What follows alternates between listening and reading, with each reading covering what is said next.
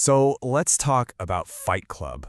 We've all seen it, we've all quoted it, but what if the way we usually think about this movie kind of misses the entire point?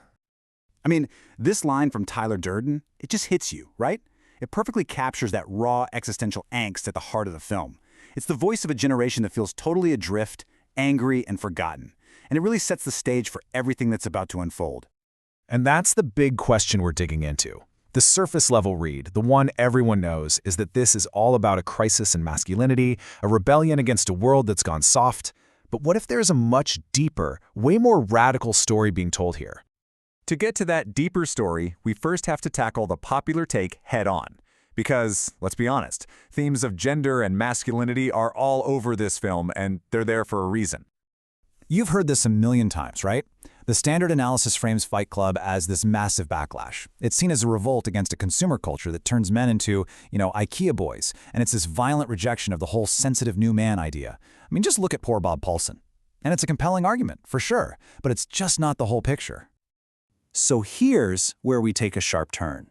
A sociologist named Omar Lizardo makes this incredible argument that if we only focus on gender, we completely miss the film's real target. He suggests the true conflict isn't between men and women at all, but between the insane, contradictory demands of our modern economic system. And the key to unlocking this whole thing, according to Lizardo, actually comes from the work of another sociologist, Daniel Bell. It all boils down to something Bell called the cultural contradictions of capitalism.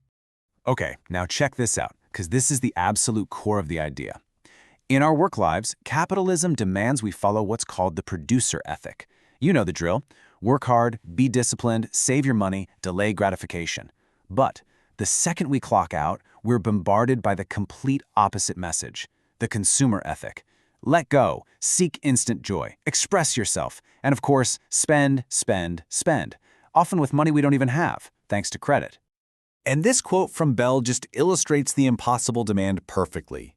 Our economic system needs us to be two totally different people. We have to be this responsible, buttoned-up worker from 9 to 5, and then a wild, impulsive consumer on nights and weekends. This isn't just a societal problem. This contradiction literally tears people apart from the inside. And that internal tearing apart? Well, that's exactly what we see happening to our narrator. His insomnia isn't just some cool plot device. It's the symptom of a mind that literally cannot handle these two opposing commands. This conflict creates what psychologists call the split subject. The narrator is just paralyzed, numb. He's trapped between the command from his soul-crushing job to renounce and the command from his IKEA catalog to enjoy. And what's the result? You get that zombie-like state at the beginning of the movie, where everything is just a copy of a copy of a copy. The film, brilliantly, makes this psychological split literal.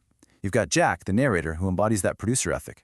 He's the obedient, repressed, numb employee. And then you have Tyler Durden, who's the consumer ethic turned up to 11, twisted into its most rebellious, sensation-seeking form.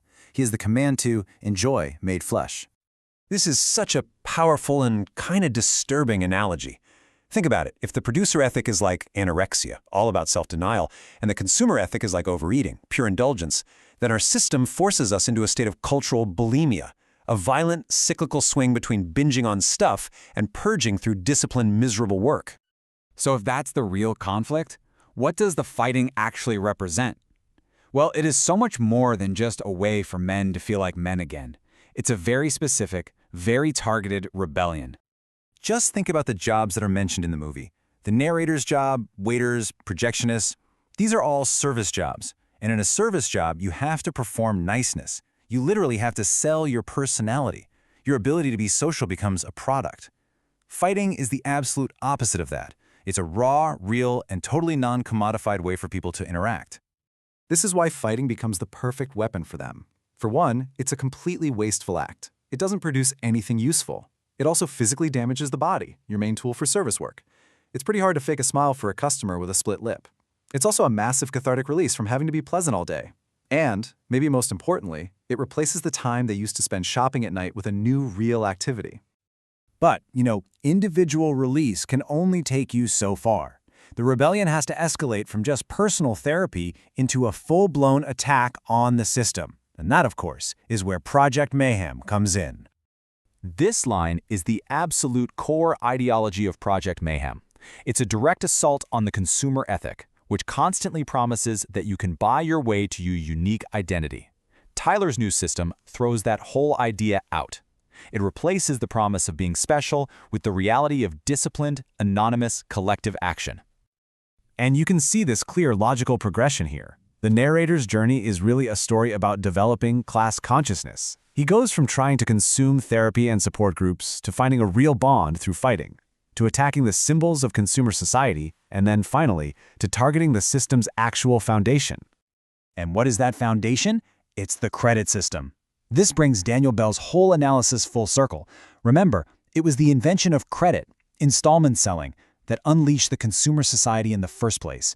So by blowing up the credit card companies, Project Mayhem isn't just causing chaos. They're trying to erase the very debt that fuels the entire consumerist machine. So when you put all of these pieces together, Fight Club completely transforms. It stops being just a film about masculinity and becomes one of the very few mainstream stories we have about the struggle for class consciousness in our modern post-industrial world. This quote just says it all. It is the howl of the modern service worker. It's the cry of a whole class of people who were promised they could find fulfillment through buying things, but instead got delivered into dehumanizing jobs just to pay for it all. It's the ultimate expression of a generation that feels profoundly betrayed. The film declares that its generation's great war is a spiritual one, a war fought against a system that splits us in two. And I guess the final question for all of us is, has that war ended? Or are we still caught right in the middle of that crossfire, trying to be straight by day and swingers by night?